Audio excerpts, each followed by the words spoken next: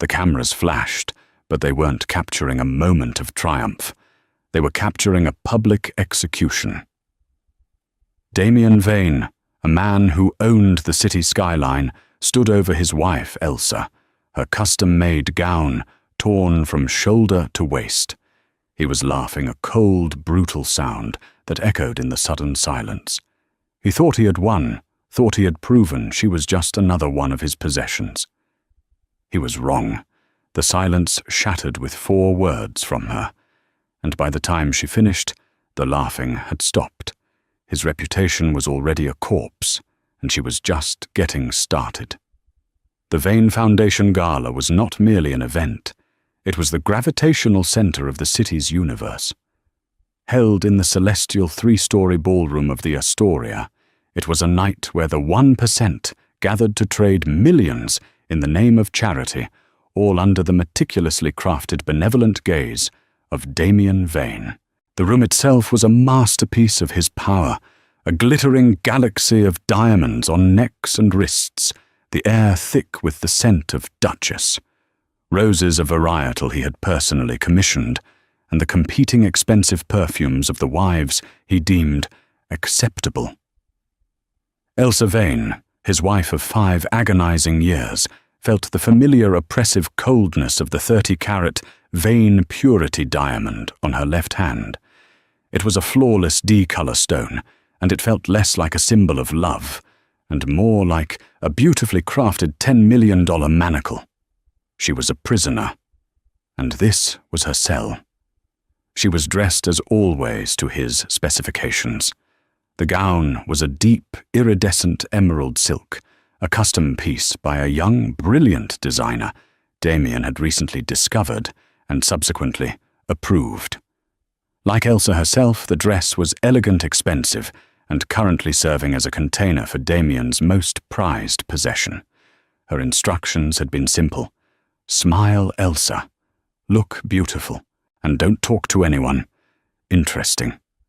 For 2 hours she had played her part to perfection. She drifted through the crowd, a serene, smiling ghost. She nodded at the mayor, complimented a judge's wife on her earrings, and feigned fascination with a banker's tedious story about his yacht. Each smile was a crack in her mask, each polite laugh a tiny chip off her soul. She was so very tired. And then she made her mistake. She wasn't just tired. She was momentarily, blissfully forgetful. She laughed. It wasn't the demure, breathy titter he had trained her to use. It was a genuine, full-throated, head-thrown-back laugh. A laugh she hadn't heard from herself in years. The catalyst was Marcus Thorne, a tech innovator whose company Thorne Holdings was one of Vane Industries' few genuine rivals. Marcus was brilliant, unassuming, and most dangerously a good man. He had just told a self-deprecating story about his first failed algorithm, and Elsa had found it utterly charming. From across the room, Damien saw it. He was in the middle of charming a senator, his smile, the one the financial magazines called predatory, plastered on his face. But the smile didn't reach his eyes, which were the color of a winter ocean and had just frozen over. He saw the genuine, unguarded joy on her face, saw that it was directed at Marcus Thorne, and the ice in his eyes began to burn. He set his untouched champagne flute down on a passing tray with a precise, resonant click that made the waiter flinch.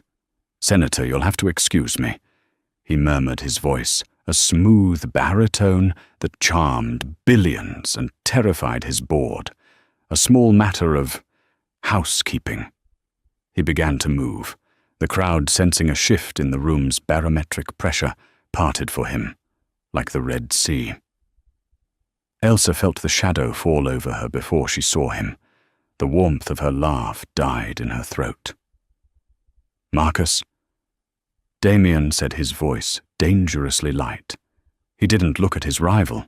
He looked at Elsa, his gaze sliding down her body, as if to re-establish ownership. He placed a heavy hand on her bare waist, his fingers digging in. "Trying to poach my rival, or just my wife?" Marcus Thorne, a man with a backbone, didn't flinch. "Damien, always a pleasure." He nodded to Elsa, his eyes kind. "I was just congratulating Elsa on her spearheading of the new children's wing. Impressive work, Elsa. The interactive displays are genius." "My wife has many hidden talents," Damien said. The S in talents was a low hiss. His fingers bit down a clear, brutal warning. Elsa felt a nail break the skin, a tiny, sharp pain. "Well, I'll leave you two," Marcus said, sensing the raw voltage in the air. "A pleasure as always, Elsa." As Marcus walked away, Elsa tried to pull from Damien's grip. "You're hurting me." "I'm hurting you," he sneered, his voice dropping to a whisper that was for her, alone, a sound more chilling than a shout. "You were fawning over him, in front of my guests, in my ballroom. You are embarrassing me." "Damien, stop it. You're making a scene," Elsa whispered back, her smile frozen in place for the orbiting guests. She could see them pretending not to watch, their eyes hungry. "I haven't begun to make a scene, darling," he hissed. He pulled her none too gently toward a recessed alcove, partially hidden by a 12-foot-tall arrangement of white orchids. He thought it was private. It wasn't.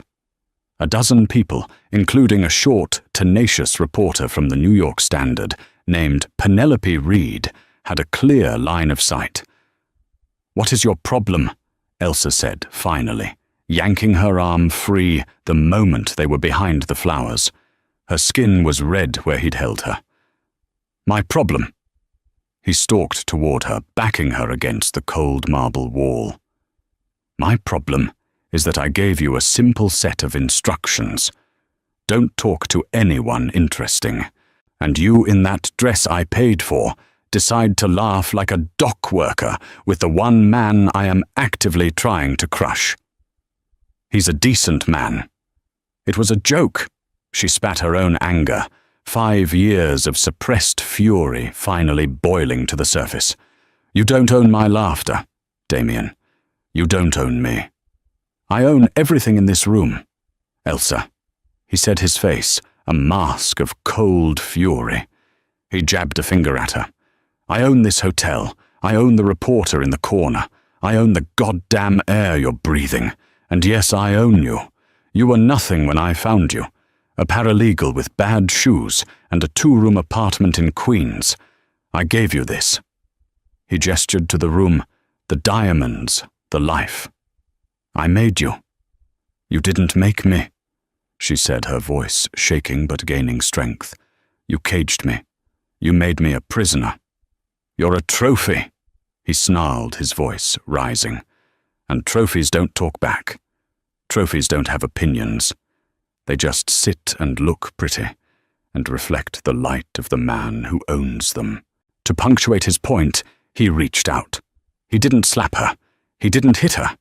He did something infinitely worse, more calculated, more demeaning. He grabbed the finely crafted, hand-beaded shoulder of her gown.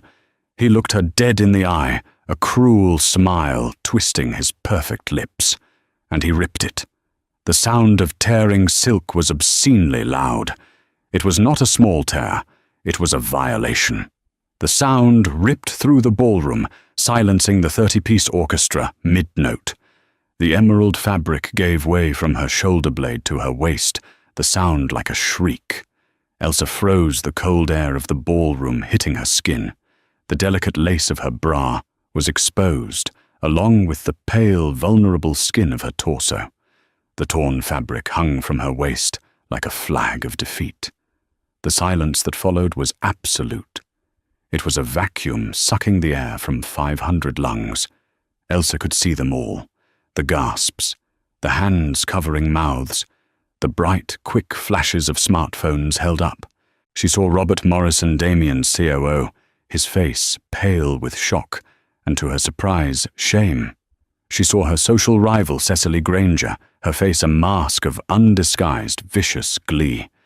And she saw Penelope Reed, her phone up, not just taking a picture, but recording video. And then Damien Vane laughed. It wasn't a small chuckle. It was a deep, arrogant, satisfied laugh, a laugh that said, "See, I can do anything." "See," he said, his voice booming into the silence. "Just a pretty empty thing, easily broken." He turned to the stunned crowd, his arms spread wide, as if presenting a magic trick. "My wife is unwell, overtired." He looked back at Elsa, his smile a rictus of contempt. "Go change, darling. You're an embarrassment." He turned, expecting her to scurry away in tears, a broken doll. He expected the whispers to follow her. He expected to be seen as the powerful, beleaguered husband. But Elsa didn't move. She didn't cry. She didn't cover herself with her hands. She stood there in the cold, exposed her spine, straightening with every ounce of steel she had forged in 5 years of silence. She took a slow, deep breath. When she spoke, her voice wasn't a shout. It was cold, clear, and cut through the ballroom like a surgeon's scalpel. "An embarrassment, Damien. That's brave." She looked not at him, but at the guests, at the reporters, at the camera that was still recording. "That's brave," she repeated, coming from a man who built his entire empire on a lie. Damien's laugh froze, cracking in his throat. He turned back his face, darkening from arrogance to confusion, then to cold fury. "Elsa, don't be hysterical. Go to your room." "I'm not hysterical," she said, her voice gaining strength. "I'm not unwell. I'm just factual. Tell them, Damien. Tell them all about Project Chimera." A few people blinked. The name meant nothing to them. But to Damien Vane, it was a guillotine. His face went white. Not pale. White. A bloodless, waxy, terrifying white. "You shut your mouth." "Or what?" Elsa asked, taking a step toward him, her ripped dress dragging on the floor. "You'll rip my other strap. You'll tell everyone I'm tired again." She shook her head. "No. No more. Tell them what you did, Damien. Tell them about Julian Hayes." The name hit the room like a bomb. Julian Hayes, the co-founder, the brilliant, tragic, reclusive partner who had died in a tragic boating accident 5 years ago, just 2 weeks before the company Vane Hayes Innovations went public and became Vane Industries. Damien's face was no longer just angry. It was for the first time in his life terrified. "Tell them," Elsa commanded, her voice ringing with 5 years of suppressed fury, "how you didn't just steal his company. Tell them how you stole his life." The first real camera flash went off a professional strobe that illuminated the raw terror on Damien's face. Then another. And another. Damien Vane's reputation as solid and imposing as the skyscrapers he built had just developed a crack from foundation to penthouse. And Elsa Vane was holding the hammer. The chaos was immediate and total. The hushed whispers of the gala erupted into a frantic roar of murmurs, questions, and an ocean of raised smartphones. Penelope Reed, her reporter's instinct screaming, was already shouldering her way through the stunned crowd, her phone held aloft like a torch. "Mrs. Vane, what are you alleging? What is Project Chimera? Are you saying Julian Hayes' death wasn't an accident? Damien's security. 2 mountains in tuxedos named Frank and Leo finally snapped to action. Back up. Give them space. No more photos." Damien, regaining a sliver of his composure, grabbed Elsa's arm, her bare arm, his fingers biting into her skin like steel talons. "You're done," he hissed, his voice, a venomous rattle that only she could hear. "You have no idea what you've just done. I will not just bury you. I will erase you. You built your house on a graveyard, Damien," Elsa said. And with a surge of adrenaline, she ripped her arm free, a move that shocked him with its sudden violence. The ghosts were bound to show up. She turned, and with her head held high, her emerald gown hanging in tatters, she walked. She didn't run. She walked with the measured, terrifying calm of a woman who had just detonated her own life. She walked straight out of the ballroom, past the stunned senator and the gleeful Cecily Granger. The flashbulbs followed her all the way to the lobby, a storm of light at her back, the sound like 1,000 tiny explosions. She ignored the doorman, who stood with his mouth open, and the waiting, gleaming Rolls-Royce. She walked straight past the velvet ropes into the rainy, unforgiving Manhattan street, where she flagged down the first yellow cab she saw. As the cab pulled away, she finally let out the breath she'd been holding for 5 years. She didn't cry. The capacity for tears had been burned out of her long ago. She was in the cold, clear, terrifying space of action. Her hands were shaking, but her mind was perfectly, beautifully clear. Her mind rewound not to the rip, but to the moment she had known. It wasn't a single moment, but a dawning, creeping horror that had begun 4 years ago, 1 year into their perfect marriage. Flashback 4 years ago. She was Elsa Pierce, a bright, ambitious paralegal at Sullivan & Cromwell, assigned to the Vane Hayes Innovations IPO. That's where she'd met them both, Damien the star, the charismatic rainmaker who could sell ice to a polar bear, and Julian Hayes, the quiet, brilliant, twitchy brain, the one who had actually written the revolutionary code for Project Chimera, an algorithm that could predict market trends with 99% accuracy. She'd liked Julian. He was kind, awkward, and smelled faintly of coffee and anxiety. He'd been worried. "The code, it's not just for markets, Elsa," he'd told her in a hushed voice over a late-night file review. "It can see patterns in everything, human behavior, resource movements. It scares me. Damien just sees the dollar signs." Then 2 weeks before the IPO, Julian Hayes was dead. "Tragic boating accident," the papers said. "Off the coast of Catalina. He'd gone out alone at night. A freak storm had blown in. They never found the body. Damien had been a picture of public grief. He'd delivered a eulogy that moved the entire financial world to tears. He'd reluctantly, in Julian's honor, taken the company public himself. Vane Hayes Innovations became Vane Industries, and Damien Vane became a billionaire. Elsa had been swept up in the whirlwind. Damien, in his grief, had turned to her. He'd been charming, vulnerable, powerful. He'd courted her with a focused, predatory intensity that she, a girl from Queens with student debt and bad shoes, had mistaken for love. They were married 6 months later. The lie she had lived in was beautiful. Penthouses, private jets, a life dipped in 24-karat gold. But the foundation was rotten. The knowing came a year into the marriage. Damien was in Hong Kong. She was alone in the 10,000-square-foot penthouse, a place she was mistress of, but wasn't allowed to so much as move a vase. She'd been looking for a tax document in his private home office, a room she was never supposed to enter. The door was locked with a biometric scanner, but she'd been a paralegal. She knew the value of research. The override code was ridiculously his own birthday. In the back of a locked steel filing cabinet, she'd picked the locker skill from a misspent youth she'd never told him about. She found a manila folder. It didn't have a label. It didn't need one. It wasn't a confession. It was worse.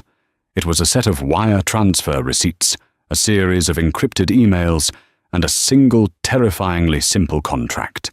The transfers for millions were to a shell corporation in the Cayman Islands, Gray Solutions, Ltd. The emails, printed and cold, were to a man named Mr. Grayson, a security consultant. The emails were brief, chillingly corporate. "He's not on board. He's a liability to the offering." DV. A liability of this nature can be mitigated. It will be clean. G. Handle it. Make it clean. No body, no questions. DV. The last email, dated 2 days before Julian's accident, was just one word: done, and the contract. It was a key man life insurance policy taken out by Damien on his partner 1 month before his death. The payout was $100 million or worse. It wasn't just the seed money for the IPO. It was the IPO. She had been trapped. She'd put the folder back, relocked the cabinet, and walked out. But she was a different woman. Her prenup had signed away her rights to anything but a post-nup, slid in front of her a month after the wedding, a formality darling for the board, had a fidelity clause, and an insanity clause. If she ever betrayed him, or was deemed mentally incompetent, she would walk away with nothing and lose custody of any future children. He had her. She had spent the next 4 years being the perfect, placid porcelain wife, all while she was quietly, carefully building her case. She'd memorized the account numbers. She'd used a series of burner phones to forward encrypted copies of those emails to a secure, anonymous drop. She had been waiting for the one moment he was so arrogant, so high on his own power, that he would push her too far in public. Tonight, he had. The cab pulled up to a nondescript brownstone in Brooklyn. Elsa paid the driver in cash, a thick roll of hundreds she always kept in her Chanel clutch for this exact moment. She walked up to the door and rang the bell 3 short, too long. The signal. A moment later, the door opened. A woman with tired eyes hair pulled back in a messy bun, and the same brilliant, nervous energy as her brother stood there staring. "Sarah," Elsa said. Sarah Hayes. Julian's sister looked at Elsa, at the ripped dress, at the cold fury in her eyes, at the flashing alerts on her phone. "My God, Elsa," Sarah whispered.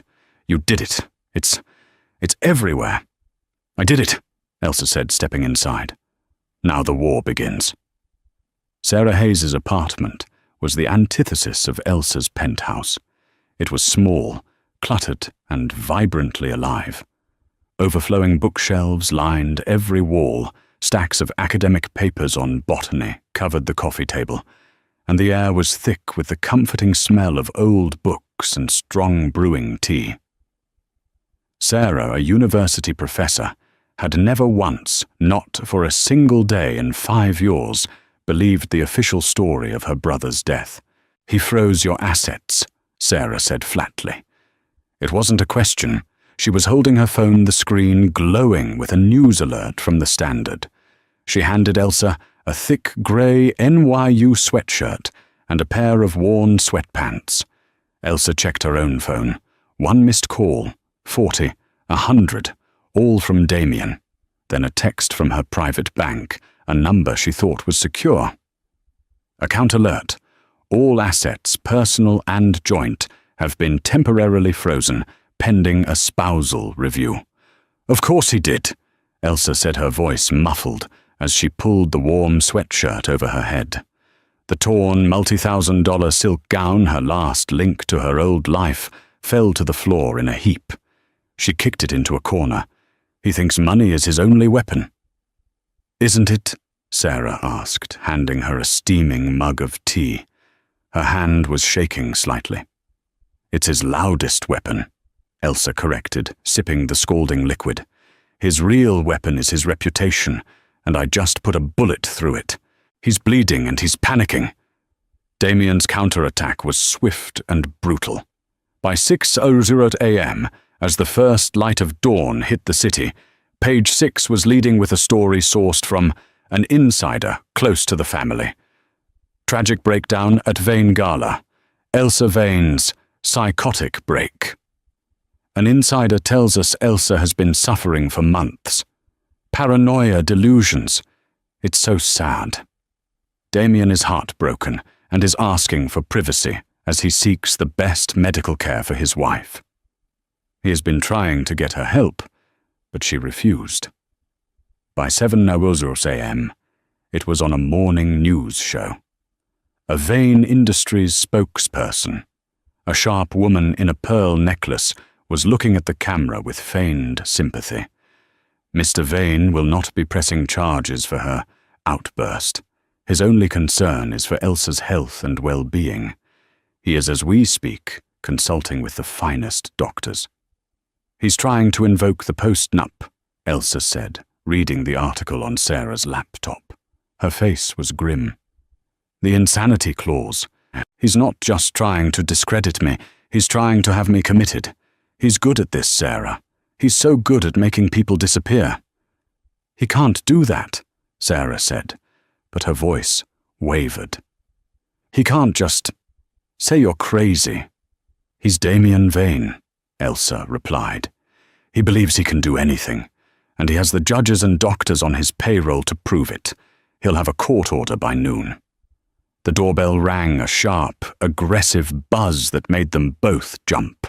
Sarah looked through the peephole, her hand at her throat. It's a woman, short, a press badge, Penelope Reed. Elsa's heart hammered. Let her in. Penelope Reed was small fast and looked like she hadn't slept in a day. She wore a rumpled trench coat, and her eyes were sharp, taking in everything, the ripped dress in the corner, the high-end Chanel clutch on the cheap IKEA table, the two women, one in designer clothes, one in sweats. I don't believe his PR, Penelope said, flipping open a notepad. She didn't say hello. I've covered Damien Vane for 6 years. He's a shark. But your accusation, that was different. That wasn't a marital spat. That was a kill shot. So Project Chimera, Julian Hayes, talk to me, and make it good, because Vane's lawyers have already offered me a 6-figure exclusive to kill any story I'm writing. Why should I? Elsa asked, testing her. You'll print whatever he pays you to. I work for the Standard, not Vane Media, Penelope retorted. I've been looking for a crack in that guy's armor since he bought out the Observer and fired their entire investigative team. You just handed me a nuclear warhead, but I can't fire it without proof. Right now, you're a hysterical wife. I need evidence, Mrs. Vane, or you're just another page 6 headline. I have evidence, Elsa said slowly. Proof that Julian's death wasn't an accident, that Project Chimera wasn't a market tool, but a surveillance algorithm. That Damien didn't earn his billions. He murdered for them. Penelope Reed's pen stopped. Mrs. Vane, Elsa, if you have that, this isn't a financial story. This is the biggest story of the decade. I don't have it, Elsa said. Not with me. I memorized it. The account numbers, the email headers, the name of the shell corp, Gray Solutions, Ltd. The fixer, a man named Mr. Grayson. At the name, Penelope's head snapped up. Grayson, I've heard that name. A whisper, a rumor in the darker corners of journalism. A guy who cleans things. A colleague of mine, Jack Myler, was looking into Vane's first hostile takeover. He vanished. Car in a ravine. Police called it an accident. Jack's wife, she mentioned Grayson. But a rumor isn't proof, Elsa pressed. The originals. They're on a server, a hard drive, back in the penthouse. Then you have nothing, Penelope said, her face falling. He'll have scrubbed that place clean, bleached it. You're a hysterical wife, with a good memory. No. Sarah Hayes said, her voice quiet, but vibrating with intensity. She spoke for the first time. She has me, and I have Julian's original drives. Sarah walked to a locked closet, pulled out a heavy fireproof safe, and began working the combination. Julian was paranoid, but he was also brilliant. He kept backups. He sent them to me a week before he died. He told me to keep his soul safe. I thought it was his code. I took them to the police, Sarah continued, her voice thick with old anger. They laughed me out of the office. Grieving, sister, they said. Vane's lawyers will ruin you. So I kept them. Safe. She opened the safe and pulled out a stack of hard drives. I never knew what to do with them. I couldn't access them. They're encrypted with a key I've never been able to crack. 256-bit AIS. Penelope Reed's eyes widened. She took a photo of the drives. I know a guy. He's not cheap, he's not legal, and he's completely off the grid. But he's the best. His name is Silas. He's a digital ghost. If anyone can crack this, he can. Then do it, Elsa said. Okay, Penelope said, already texting. Here's the deal. I go to Silas. I start digging on Grayson. You too, she pointed at them. You disappear. Damien's next move isn't a press release. It's a court order. It's a private security team that convinces you to check into a wellness center in Switzerland. You have 24 hours, maybe 48, before he finds you. Where do we go? Sarah asked, her voice trembling. Elsa's mind was already working. We need someone Damien can't buy, can't threaten, and can't find. She thought for a moment. I know someone. Damien's old guard, the one man he ever respected, and the one man he's terrified of. Who? His first lawyer, Elsa said.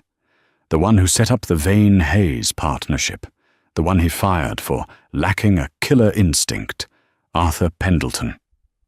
A lawyer. Sarah was skeptical. Damien will crush him. Not this one, Elsa said, a grim smile touching her lips. Arthur Pendleton was the one who ever told Damien no. He's the only one who knows where all the original bodies are buried. Arthur Pendleton lived in a pre-war apartment on the Upper West Side, a fortress of mahogany leather-bound books and old-world integrity. He was 70 years old, with a mind as sharp as the crease in his trousers and a gaze that had made hostile witnesses crumble. He had been Damien Vane's first mentor, the man who'd drawn up the original Vane-Hayes partnership agreement. He was, as Elsa had said, old guard. He opened his door at 8:00 a.m., already in a three-piece suit, and his face a roadmap of shrewd intelligence showed no surprise. He simply looked at Elsa Vane, a woman he recognized from gala invitations, and Sarah Hayes, a woman he recognized from his conscience. "Good God, child," he said, his voice a gravelly baritone. He looked at the ripped, bundled-up emerald dress Elsa was now carrying in a plastic bag. "You finally did it. Get in. Quickly." He ushered them into his study, a room that smelled of old paper leather and pipe tobacco. He poured them all a small, stiff brandy. "At this hour it's medicine," he declared, handing them the glasses. He listened. He stood by the window, his back to them, as Elsa laid out the entire story. The rip, the file, the emails, Mr. Grayson, the frozen assets, the insanity clause, Sarah's drives, Penelope. He didn't speak for a full minute after she finished. "I knew this day would come," he said, finally turning. His eyes were sad. "When he fired me, I told him, Damien, your ambition is a fire that will one day consume you." He just laughed. "He fired you over the Thorn Holdings takeover, didn't he?" Elsa asked. Arthur nodded. 3 years ago, I advised him against it. I told him the methods he was proposing, leveraging a rival's personal medical data to force a sale, was not only morally bankrupt, it was a felony. He said to me, and I quote, "Arthur, the law is just a budget item. You've lost your killer instinct." He was right. I'd lost my taste for sociopathy. He looked at Sarah.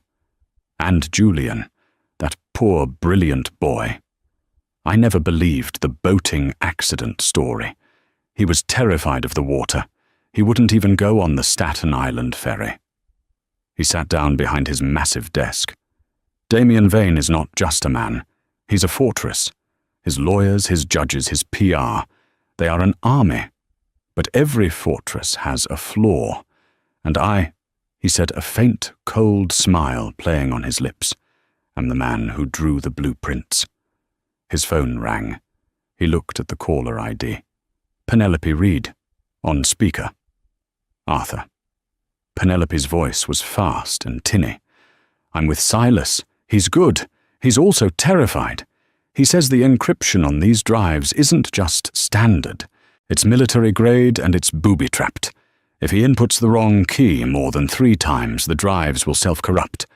He needs a password. Not a guess. The password. Elsa, Sarah, and Arthur looked at each other. Think Sarah, Elsa urged. A phrase, a name, something he loved. We've tried everything, Sarah said, her voice frantic. His birthday, his dog's name, Project Chimera, Vane sucks. Nothing. Think, Arthur pressed. What was his soul you said he told you to keep his soul safe? What did that mean? I don't know, Sarah said, tears of frustration welling. He was in his own world. He loved old books. He was always quoting. She stopped. Her eyes went wide.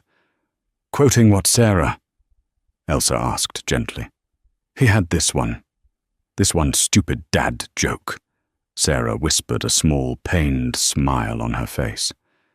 When he was stuck on a line of code, or when I was stressed about my PhD, he'd always put his hand on my shoulder and say, Forsan. What? Arthur said. Forsan et hec olim meminisse juvabit. Sarah said, the Latin rolling off her tongue. It's from the Aeneid. It's what he wrote in my high school yearbook. Perhaps one day it will be a pleasure to remember even this. Penelope, Elsa said, grabbing the phone. The password is Forsan et hec olim meminisse juvabit. All one phrase. Lowercase f. They heard furious typing, then a sharp intake of breath from Silas over the line. Holy. I'm in. Access granted. The drives are unsealing, Penelope narrated. Folders are populating. Project Chimera, Yak Source. Damien Correspondence, Black Site Ledger. And one, oh God, one named If I Die. Open it, Elsa commanded. A moment later, they heard the tinny, shaky voice of Julian Hayes fill the room. If you're seeing this... Julian began, his face pale and terrified on the recording. It means I'm dead, or worse. And it means Damien. Damien did it. I built Chimera to find patterns in nature, to predict disease outbreaks to save lives. He perverted it. He turned it into a weapon to control, to blackmail. The video was gut-wrenching. Julian detailed the back door Damien had forced him to build a way for Damien to personally access and control any data Chimera processed. He's been selling it, Julian said, his eyes pleading with the camera. I have the ledger. A copy is in this drive. He sold it to General al-Hamadi in Syria, to a shadow arms dealer in Vladivostok. He's not just a fraud. He's a monster, a traitor. The word hung in the room. Arthur Pendleton gripped the edge of his desk, his knuckles white. He committed treason, all for money.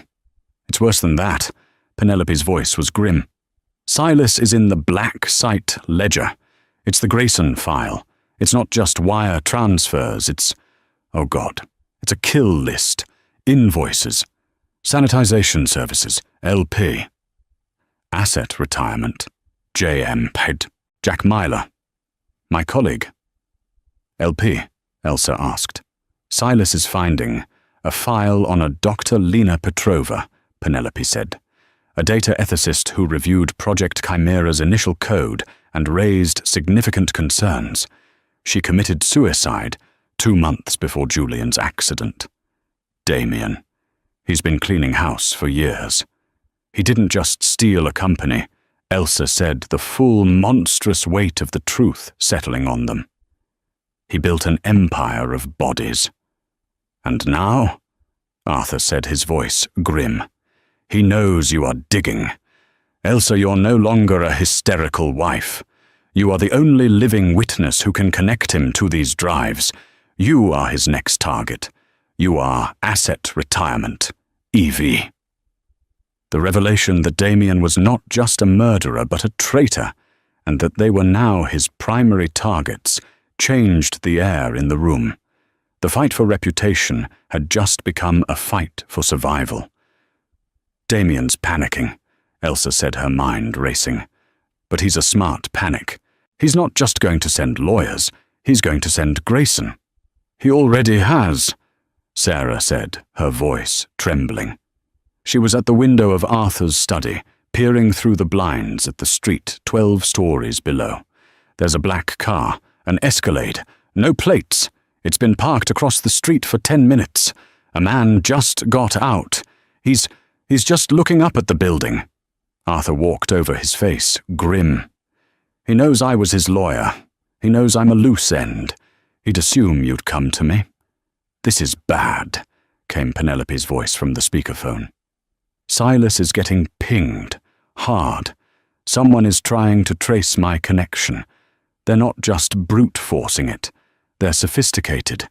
They're using... Silas's voice suddenly cut in, panicked. They're using Chimera. I can see the code. It's beautiful and it's terrifying. It's not just tracking me. It's tracking you.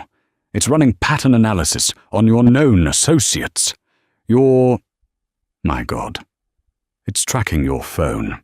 Elsa looked at her purse where her frozen Damien-issued phone sat. He's tracking me. No, Silas said. Not just you. He's been running all your names.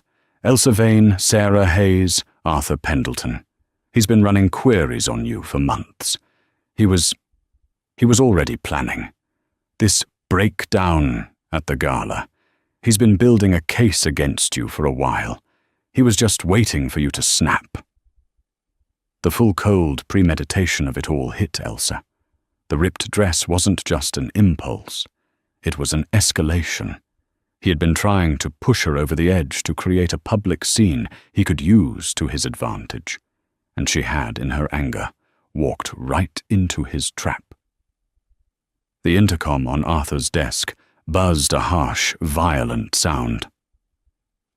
"Mr. Pendleton," a voice crackled. "Building maintenance. We've got a report of a gas leak on this floor. We need to check your unit."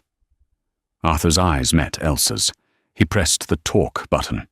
"There's no leak. I'll call the gas company myself. Now get off my property or I'll call the commissioner." "Sir," the voice was polite, but cold. "We really must insist. It's a safety precaution." "I'll bet it is," Arthur said. He walked to his desk and opened a drawer, pulling out a heavy, old-fashioned revolver. "Send him up, doorman. I'd love to meet him." A long silence. Then, "Understood, Mr. Pendleton. We'll check the other units first." "That was him, wasn't it?" Sarah whispered. "Grayson. Or one of his," Arthur said, checking the chambers of the gun. "He knows we're here. We don't have time." "Silas!" Elsa yelled at the phone. "Copy the drives. Copy everything. Get it to Penelope." "I'm trying," Silas yelled back. "The transfer it's huge. The video, the ledgers, it's terabytes. And he's fighting me. Vane is trying to lock me out of the drive remotely. He's protecting the twist," Elsa realized. "The if I die video. It's a decoy. There must be something else. Something he's more afraid of." "The black site ledger," Silas muttered. "The treason file. I've got that. Grayson file. Got it. If I die video. Got it. I'm dumping it all onto a secure thumb drive." "Now." "He's out." Penelope's voice was a shriek. "He's got the drive. He's going out the back. Oh my God, they're in my building. Grayson's men. They're in the hall. Silas, run." They heard a crash over the phone, the sound of Penelope's apartment door being kicked in, shouting. "Where is he? Where's the drive? Silas is on the fire escape," Penelope was narrating, her voice terrified but clear. "They're on him. 2 men. My God, he just jumped. He jumped to the next roof. He's running. I think he's clear. He's gone." A moment later, A gruff voice came on the line. "Who is this? Who's on this call?" Arthur slammed the phone down, cutting the connection. The room was silent, save for their harsh breathing. The net hadn't just tightened. It had snapped shut. They were trapped. Grayson was in the building, and the only copies of the evidence were in the hands of a terrified hacker running for his life across the rooftops of Queens. "Well," Arthur Pendleton said, placing the revolver on his desk blotter, "this has certainly escalated." The silence in Arthur's study was deafening. The immediate physical threat of Mr. Grayson had receded for now, but the walls of the apartment felt less like a fortress and more like a cage. "He's not just cleaning up," Elsa said, her mind racing past the fear. "He's consolidating. He'll go after Silas, then Penelope, then us. We're on a clock." "And a short one," Arthur said, his mind already shifting from legal defense to tactical retreat. "He knows we're here. He knows I'm compromised. We have to move, and we have to be smart." He walked to an old analog phone on a side table, a phone that couldn't be hacked, and dialed a number from memory. "Yes, this is Arthur Pendleton. I'm calling in the rainy day marker. Code Justicia." He listened. "Yes, I'll hold." He looked at Elsa, his hand over the receiver. Justicia was a pro bono case I won for a very private, very expensive security firm. They are ex-Mossad, ex-MI6. They owe me. They will extract us and take us to a secure location. While Arthur made the arrangements, Elsa paced. "A safe house is defense. We need a fence. He's made a mistake. He's arrogant. He's ripping up the roots, but he's forgotten about the branches." "What branches?" Sarah asked, her voice hollow. "The people he's blackmailed," Elsa said. "He's using Chimera to spy on his rivals. Julian's video said so." She grabbed Arthur's newspaper from the coffee table, the Financial Times. On the cover, a story about an upcoming merger, Vane Industries to acquire Thorne Holdings. "Marcus Thorne," Elsa said. "The man I was laughing with. Damien's move against him it's too aggressive. It's not just a hostile takeover. He's trying to silence him. What if Penelope can get a message to him? What if we can... and his own people?" Elsa continued, her mind on fire. "The gala. When he ripped my dress, I saw his COO, Robert Morrison. He's been with Damien since the beginning. He looked ashamed." "Robert," Arthur scoffed. "He's Damien's shadow, a yes man. He wouldn't dare."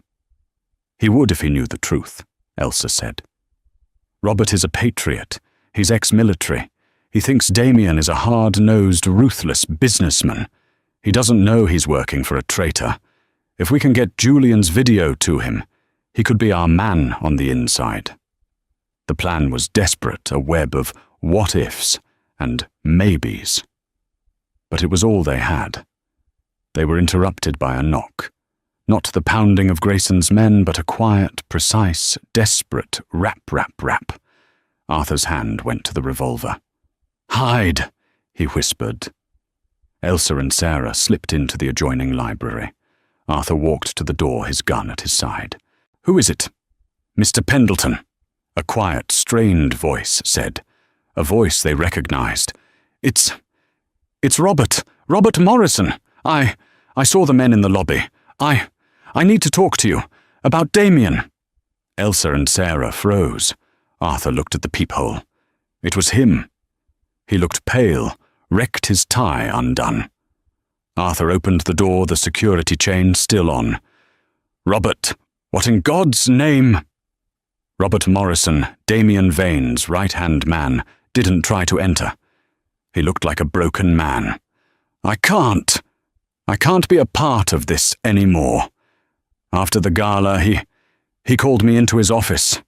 He was laughing. He was drinking champagne and laughing about the dress. He told me to start the paperwork, to have Elsa committed, to call Dr. Alistair and get the forms backdated. And, Arthur pressed. And he told me to call Grayson, to clean up the reporter. He said it so casually, like he was ordering a car. Clean her up, Robert, and find that hacker she's using. I've been with him for 10 years. I always suspected. I always told myself he was just ruthless. But he's a monster. He was shaking. I'm out. I'm done. I'm taking my family and I'm disappearing. But before I do, this is everything I have. He pushed a thick manila envelope through the gap. His private calendar, the access codes to his real server, the one in Geneva, the one not even the feds know about. He looked past Arthur, his eyes finding Elsa's in the shadows of the library. He's not just a monster, Mrs. Vane. He's a coward. He was so terrified of you, of what you might know. The rip, that wasn't power. That was panic. He was trying to frame you as insane before you found this. Robert Morrison turned and walked away, disappearing into the elevator, before Arthur could say another word. Elsa stepped out the heavy envelope in her hand. She opened it. Inside, along with a string of codes, was a single folded piece of paper, a printout from a private encrypted bank server. It was a transfer order. A $10 million transfer authorized just that morning from a Vane Industries holding company. The name of the holding company was Chimera Final. The recipient of the funds, a private numbered account in Geneva, with a note, JH Final Payout. Julian Hayes. Sarah Hayes gasped, her hand flying to her mouth. What? No. That can't be. Elsa stared at the paper, the world tilting the pieces, clicking into place with a sickening final snap. He's not dead, Elsa whispered, the words hanging in the air. Oh my God, he's alive. Damien didn't kill him. He paid him. Julian Hayes wasn't a victim. He was a partner. The entire tragic death was a lie. The drives the paranoid "if I die" video. It wasn't a dead man's switch against Damien. It was insurance. They're partners, Elsa said, the full monstrous truth landing. Damien was the face, Julian was the brain. They faked his death to buy him time to perfect Chimera, to build the surveillance state from the shadows, while Damien built the legitimate front. And the $10 million, that's his final payout. He's running. My brother, Sarah stammered, tears of rage and betrayal welling. He let me grieve. He let me fight for him for 5 years. And now, Elsa said, her eyes flashing with a new, terrifying fire, we have to find a ghost. The revelation hit the room like a physical blow. Julian Hayes, the sainted martyr, the brilliant, tragic boy, was alive. He wasn't a victim. He was the chief architect, a partner in a monstrous conspiracy. The "if I die" video was a lie, an elaborate insurance policy. The files Sarah had guarded for 5 years weren't a plea for justice. They were a fail-safe. He let me grieve. Sarah Hayes stammered the words, catching in her throat. Tears of rage and betrayal streamed down her face. He let me dedicate my life to finding his killer, while he was a monster. This changes everything, Arthur said, his legal mind reeling. No, Elsa said, her voice ablade. It doesn't change a thing. It just changes the target. It's not one monster. It's 2. And this payout, she tapped the bank transfer printout, means they're dissolving the partnership. They're running, and they're about to turn on each other. Her mind was working at lightning speed. Arthur, your security team. I don't want to go to a safe house. I want to go to Geneva. Arthur Pendleton looked at her at the righteous fire that had replaced her fear, and a slow, leonine smile spread across his face. I was hoping you'd say that. My contacts can have us on a private jet out of Teterboro in 2 hours, new passports included. "I'm going," Sarah said, wiping her face, her grief hardening into a steel resolve. "I'm not his grieving sister anymore. I'm his witness." Geneva, Switzerland, 24 hours later. The lobby of the Banque Girard was a hushed temple of old money. The air was sterile, smelling of marble and faint, expensive cologne. Elsa Arthur and Sarah sat in a discreet corner. Elsa, in a severe, impeccably tailored black suit, looked every inch the grieving widow, a grim irony she fully embraced.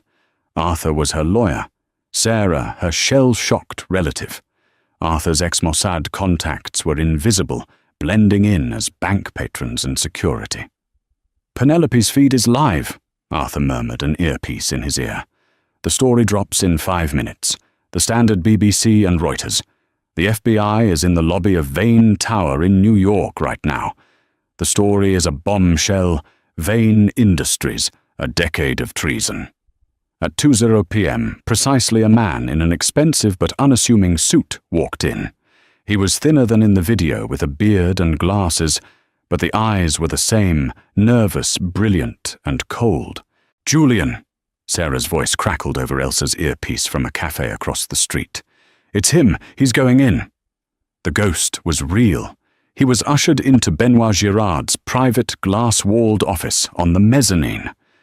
10 minutes later, Elsa's phone buzzed. A text from Penelope. "It's done. Story is live. It's everywhere. The feds are raiding.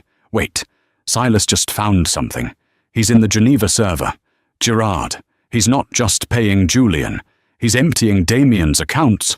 All of them. Elsa. Julian isn't just taking his share. He's taking everything. He's double-crossing Damien. As if summoned by the chaos, the bank's heavy glass doors burst open. Damien Vane. His face was a thundercloud, his phone pressed to his ear. His public charm utterly gone. "What do you mean, raided? What do you mean, assets frozen? Get me Morrison, get me—" He stopped. He saw him. Through the glass on the mezzanine, he saw Julian Hayes signing the last paper. "You." Damien's voice was a raw, animalistic roar that echoed off the marble. He vaulted the velvet rope and took the stairs 2 at a time. He burst into Girard's office, scattering papers. "You!" he screamed, grabbing Julian by the collar. "You set me up the drives. The reporter. You leaked it. You were going to take my money and run." Julian Hayes, his face twisted in a snarl, shoved him back. "Your money. My brain. My work. You were just the stupid, pretty face. I built an empire and you couldn't even control your wife. You had to play the big man, had to rip her dress, and you brought the whole world down on us." "I am handling it," Damien roared, drawing back a fist. But before the punch could land, the bank doors opened again, this time with a quiet, lethal efficiency. 4 grim-faced agents in suits. "Interpol," Arthur Pendleton said with grim satisfaction. "Treason has a way of cutting through banking privacy." Damien and Julian both froze. The fight drained out of them, replaced by a cold, shared terror. As they were cuffed, Damien's wild eyes scanned the lobby. He saw her. Elsa stood up and walked to the base of the stairs. She wasn't a victim in a ripped dress. She was the architect of his destruction, clad in armor like silk. Her eyes met his. Damien Vane, the billionaire who laughed, said nothing. His reputation wasn't just destroyed. It was an epitaph on a lie. Elsa's words at the gala hadn't been the kill shot. They had been the first domino. And now the entire rotten empire had fallen. The Vane-Hayes scandal became the largest financial and political trial of the century. Elsa Vane, using her testimony and the power she had reclaimed, became an advocate for corporate transparency, setting up the Hayes-Vane Foundation for digital ethics, with Sarah honoring the man Julian should have been, not the man he became. The ripped emerald dress was never seen again. She didn't need a reminder of her victim moment. Instead, she kept the first burner phone she ever bought, a small, cheap piece of plastic. A reminder that true power isn't about how much money you have or how loud you can laugh. It's about the courage to speak the truth, even when your voice is shaking, and especially when the world is watching. Thank you for listening to this real-life drama. If you were on the edge of your seat, please hit that like button. It really helps the channel. What part of the story shocked you the most? Was it the rip or the final twist with Julian? Let me know in the comments below. And if you want more stories of justice, revenge, and the truth coming to light, make sure you subscribe to the channel and ring that notification bell. We have new stories coming every week, and you won't want to miss what happens next.